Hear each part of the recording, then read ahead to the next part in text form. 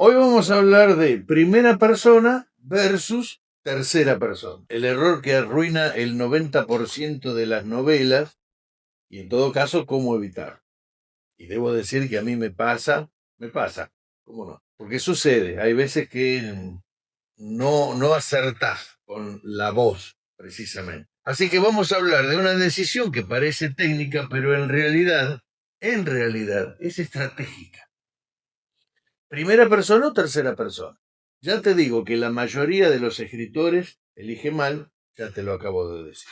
No porque no tengan talento, sino porque no entienden exactamente qué es lo que está en juego. Porque la voz narrativa lo que define es qué información puede recibir el lector, qué tan fuerte va a ser la emoción y cómo se construye el suspenso.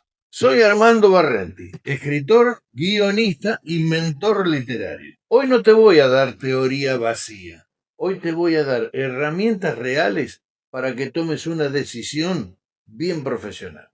Entonces, vamos a hablar de la voz narrativa como decisión estructural. Acá está el primer cambio de mentalidad que tenés que hacer. La voz narrativa no es estilo, es estructura. Cuando elegís primera o tercera persona, estás definiendo lo siguiente: el alcance de la historia, el tipo de experiencia del lector y el grado de cercanía emocional. Pensalo así: primera persona es igual a cámara subjetiva, ¿sí? ¿Te ubicás? La tercera persona es la cámara externa. Pero claro, ojo, esto es literatura, no es cine. Porque en literatura la voz también interpreta, no solo muestra. Imagina esta escena. Un personaje entra a una habitación y ve algo perturbador. En tercera persona, vos podrías decir, el ambiente era tenso, algo no estaba bien.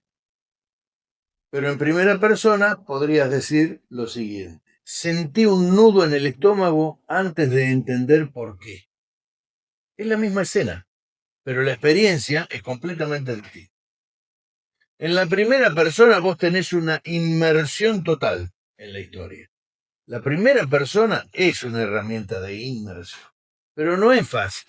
Tenés que darle profundidad emocional. La gran fortaleza está en que el lector no observa la emoción, sino que la experimente. ¿Te das cuenta? Muchos escritores creen que escribir en primera persona es simplemente usar el yo. Y no, no es así.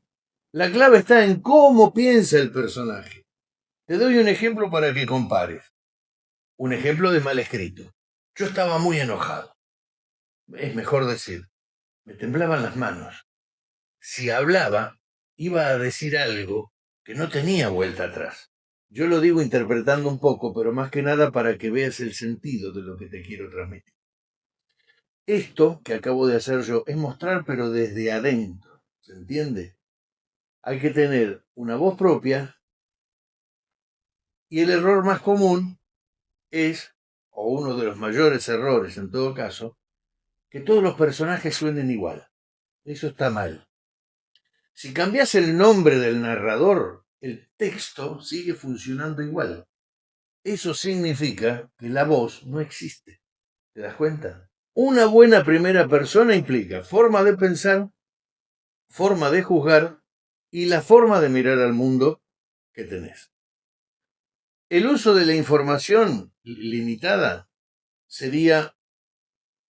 no sería una desventaja. Estoy pensándolo de otra manera. Utilizándola correctamente es una herramienta que te puede resultar ser muy útil. Porque la información limitada crea misterio, crea duda y crea interpretación. Pero si no la manejas bien, la historia se vuelve pobre.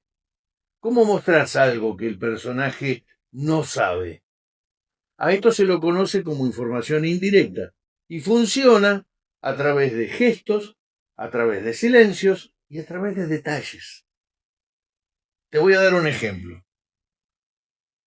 No me miraba a los ojos, sonreía, pero algo no encajaba. El lector empieza a armar el rompecabezas, ¿te das cuenta? Si hasta acá te está sirviendo este contenido, déjame un me gusta y suscríbete al canal. Eso me ayuda a seguir creciendo y a traerte más herramientas concretas para que vayas mejorando tu escritura. Vamos a hablar de alguien, del narrador no fiable. Un narrador no fiable no es solamente alguien que miente. Puede ser un ingenuo, puede ser un manipulador y también puede ser un traumado. Se me ocurre ahora un cuarto. Puede estar equivocado, nada más. El truco está en que el lector detecte grietas. No lo digas, mostralo. Vamos a la tercera persona. Vamos a hablar del control y el diseño. La tercera persona no es más fácil, es más exigente. Porque ahora el control lo tenés vos, no el personaje. ¿Cuáles son los tipos de tercera persona? El tercera persona limitada, que sería seguir a un solo personaje pero desde afuera. Es un híbrido, pero es un híbrido muy potente. Segundo sería la tercera persona omnisciente. Es cuando el narrador lo sabe todo. Pensamientos, pasado, hasta el futuro sabe. Pero ojo, mal usada arruina el suspenso. Y después tenés, en tercer lugar, la tercera persona múltiple. Sería que como que vas cambiando de personaje. Es muy útil para novelas que son complejas. El error grave sería el salto de cabeza, o su término en inglés, a lo mejor alguna vez lo escuchaste o lo leíste, head hopping. Cambiar de mente dentro de la misma escena sin control. Te darás cuenta, eso desorienta absolutamente al lector. La regla clara, ¿cuál sería? Un punto de vista, pero por escena. ¿Cuál es la ventaja real de narrar en tercera persona? Bueno, en tercera persona te podés expandir con universos narrativos, con conflictos paralelos y con subtramas también. Sí, claro, por supuesto. Esto es clave por ejemplo, en novelas históricas, en fantasía también sirve de mucho, y en los thrillers, siempre. ¿Cuál es la ironía dramática? El lector sabe algo que el personaje no. Eso genera muchísima tensión. Por ejemplo, el lector sabe que hay peligro, pero el personaje no, es ajeno a esa sensación. Eso es lo que engancha. Vamos a hacer una comparación, no te quedes con lo básico. Acá va el análisis real en todo caso. La primera persona tiene intensidad. La tercera persona tiene arquitectura. La primera persona es subjetiva. La tercera persona tiene el control. La primera persona es toda una experiencia interna. Y la tercera persona tiene visión global. ¿Cuál es la verdad incómoda? Bueno, muchos escritores usan primera persona porque no saben manejar la tercera. Y muchos escritores usan la tercera porque no saben construir una voz que sea potente. ¿Cómo elegir correctamente? Bueno, hacete estas preguntas. ¿Qué pesa más? ¿La emoción o la trama?